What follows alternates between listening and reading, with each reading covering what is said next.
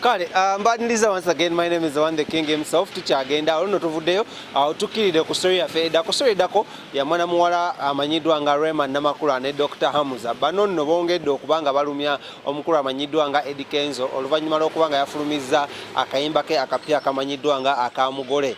Mujjukire munno omulenzi ono omuvubuka ono omwami ono oluvannyuma kwa muno karantini oba lockdown oba curfew oba COVID-19 yamusanga eri mu ggwanga lya Cote d'Ivoire era nga kati gy'abeera newankubadde eggwanga lino bava ne bamuwa private jet musobola okubanga emuleeta wano back into his own motherland, that is Uganda. Naye because Uganda tenabeera kubanga eri locked out obanga bagijjako lockdown obanga basitula lockdown eno obanga lockdown eri lifted okubanga ennyonyi zikizibwa ogwa ku kisaawe omukulu ono okuva otakkirizibwanga kubanga akolaki ng'akomawo. He has done a lot of music side zeeyo, he has done a lot of interviews side zeeyo, naye obuzibu buli luddawa. Simanyi why Rema tasobola getting over Eddie Kenzo.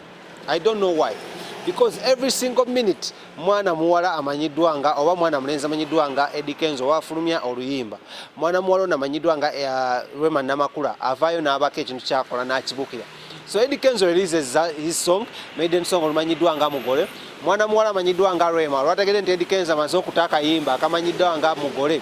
Abantu batandise okwanga bamusaba omugole, bamubuuza ssebo watugamba omugole ajja, watugamba Simanya Joel Ssenyonyi bw'amala okuwasa gwoddako omugole aliwa?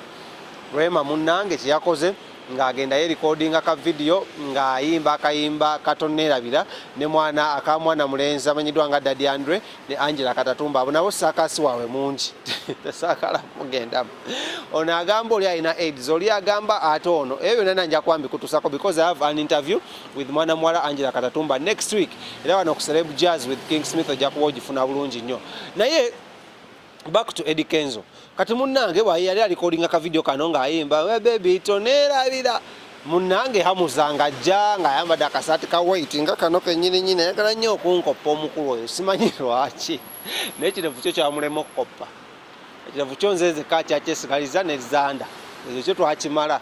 Bangi nnyo babinoonya ebirevu naye tebabiraba, nawe wandaba okinoonya. But anyways, kati ka video kano kaleese ensasagge.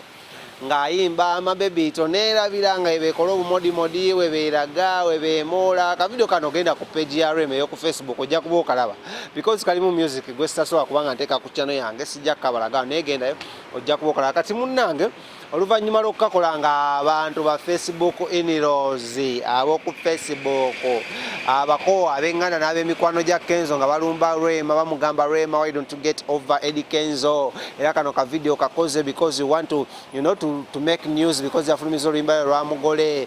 Simanyi Eddie Kenzo gwadde ogamba tonerabira biki Rema ng'avaayo ng'abaddamu omuliro gw'abadde awo. I'm telling you. Ne simanyi, I think Rema can't get over Eddie Kenzo. I just don't know why. Because buli nsonga yonna Eddie Kenzo gy'akola Rema avaayo n'agibukira.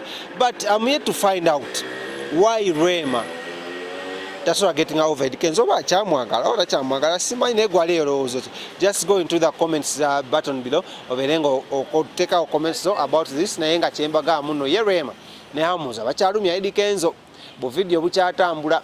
Bamugambye waba asobola naye kale alaga omugole aleke kubiyimbako buyimbi era waba kale asobola akole embaga nga nabo gye baakola oba okwanjulwa nga nabo kwe baakola.